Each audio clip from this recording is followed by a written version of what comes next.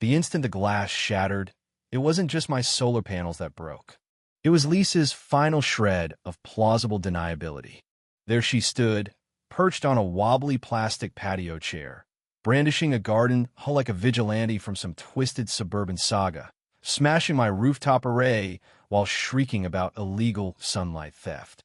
The noise tore through the quiet streets of Willow Creek, a sleepy subdivision in Northern California, like a siren in a storm. It was October 12th, 2024, and the sheer madness of it might have been laughable, except it plunged a nearby police command post into darkness during a high-stakes manhunt for a dangerous fugitive.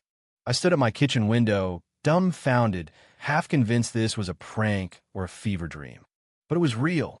Lisa, the self-proclaimed guardian of neighborhood standards, had just waged war on the sun. Worse, she had no idea the panels she destroyed weren't just powering my home, were feeding the encrypted communication grid for the county sheriff's tactical unit. In that moment, a chilling realization hit me, laced with a dark chuckle. Lisa might have just committed a federal crime, all because she thought my panels ruined her curb appeal. It all started a month earlier when I quietly installed a cutting-edge solar array on my roof. These weren't your average home panels.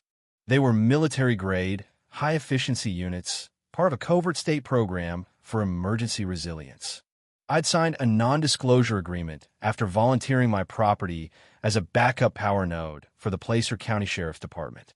The setup was designed to support their mobile command post, tucked away in a nearby forest in case of disasters or, as it happened, a fugitive on the loose. The sheriff's team relied on my panels to keep their drones, radios, and cameras running. It was a hush-hush operation, invisible to the neighbors. That is, until Lisa spotted the panels during her daily patrols, armed with a notepad and a vendetta. Lisa was the kind of person who'd start a feud over an untrimmed hedge. She policed mailbox colors, measured fence heights, and once reported a neighbor's wind chimes for excessive jingling. To her, she was the keeper of Willow Creek's soul, even though her HOA role was unofficial, built on intimidation and gossip. When she saw my panels, a neon yellow sticky note appeared on my door. These structures violate community aesthetic standards. Remove immediately or face consequences. I ignored it. I had state contracts and a sheriff's signature in my safe. Big mistake. Lisa didn't take kindly to being dismissed. Her campaign escalated fast. She tried rallying the neighborhood for an emergency meeting, claiming my panels were a health hazard emitting dangerous rays. When nobody showed up to her sidewalk protest, she called the city. The inspector, already briefed on my setup, just laughed and drove off. But Lisa's ego couldn't handle the rejection. She'd never failed to bully a neighbor into compliance before. She didn't know I wasn't just a homeowner. I was a systems engineer with government clearance and a direct line to the sheriff's office. She'd picked the wrong target. That fateful Tuesday, I was on a call with Deputy Mark Reynolds, reviewing power metrics for the manhunt. A fugitive had vanished into the hills, and every surveillance tool relied on my array. We were joking about how lucky they were to have this setup when my control panel flickered. Graphs froze. The call dropped. I thought it was a glitch until I looked outside and saw Lisa, mid-rampage, swinging her hoe like a deranged warrior, screaming about solar elitism and unauthorized glare. I bolted out, yelling for her to stop, but she only got louder, claiming I was stealing sunlight from the community. I lunged for the hoe, but she yanked it back, nearly toppling off her chair. With one final swing, the entire panel bank shattered, glass raining onto my driveway. A neighbor gasped. Another started recording. My phone buzzed with an alert. Power failure at Command Post Delta. Sheriff Tom Hargrove's name flashed on the screen. Lisa, panting and smug, stepped off the chair, brushing her sweatshirt like a victor. "There," she said. "Now, maybe you'll follow HOA rules." I didn't respond. I just stared, already seeing the dominoes about to fall. She thought she'd won a petty spat. She had no clue she'd just sabotaged a live police operation. 20 minutes later, engines roared into Willow Creek. Not patrol cars, black SUVs with tinted windows and reinforced frames. Sheriff Hargrove stepped out, plain clothes but radiating authority. Lisa, sipping iced tea on her porch, smirked until he marched straight to her. "Ma'am," he said, voice like gravel. "Are you aware you just disabled a critical surveillance grid tracking an armed fugitive?" Lisa blinked. "What?" "No, I just broke some tacky panels. They weren't HOA approved, and they were blinding my dog." Hargrove didn't blink. He nodded to a deputy, who produced photos of my panels, stamped with federal seals. "You've interfered with a state operation," he said. "You're under investigation for destroying protected infrastructure." Neighbors peeked from their windows, phones out, jaws dropped. Lisa stammered, "The HOA never approved those," but Hargrove cut her off. "This isn't about your HOA. This is about jail time."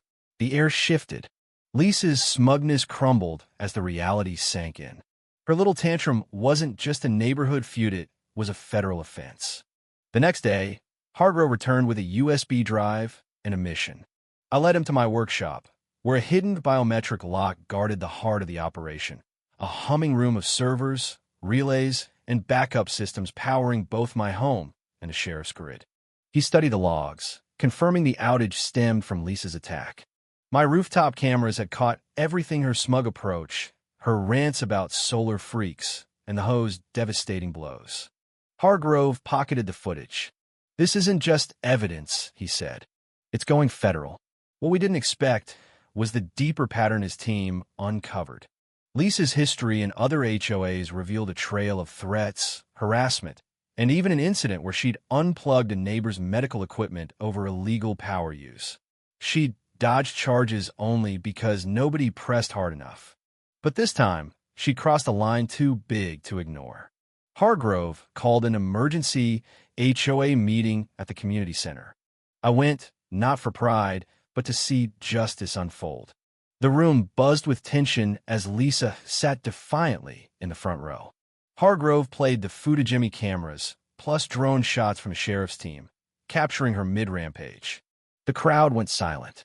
Then he revealed HOA emails encouraging Lisa's vigilance, one calling me a troublemaker who needed to be handled. Gasps rippled through the room. Neighbors started sharing their own stories: fines for flower pots, threats over bird feeders. The HOA board, once untouchable, squirmed as Hargrove warned of legal liability. Then came a bombshell. My property was now a protected utility node. Any interference could trigger federal charges. Lisa's face went gray. She was done. The courtroom showdown a week later was chaos. The case, dubbed the solar sabotage by local blogs, drew crowds. Lisa's lawyer tried claiming ignorance, but Hargrove's testimony backed by footage and email stored apart. Lisa's unhinged outburst, accusing me of spying and calling the sheriff's post a van with gadgets, sealed her fate. The judge offered a deal: restitution, a public apology, and a lifetime HOA ban to avoid jail. She took it defeated. The HOA collapsed soon after, replaced by a fairer system. My panels were upgraded, and I was offered a state consulting role to expand solar grids. Lisa's house went quiet, her apology sign a humiliating fixture on her lawn. Willow Creek transformed no more fear, just neighbors rebuilding trust over cookouts and shared dreams. But here's where it gets messy. Was Lisa a villain or just a product of a broken system? Should the HOA face harsher consequences for enabling her? And what about did I play the hero, or was I too quiet for too long, letting her reign unchecked?